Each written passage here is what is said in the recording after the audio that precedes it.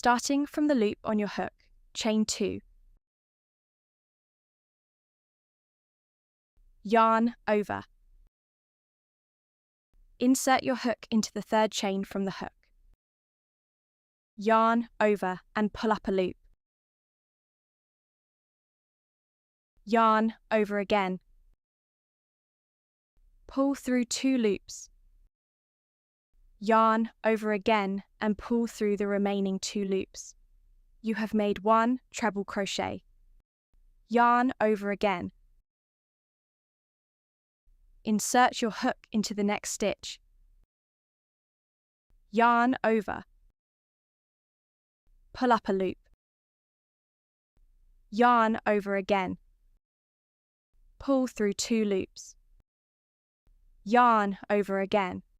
Pull through the remaining 2 loops. This completes your second treble crochet.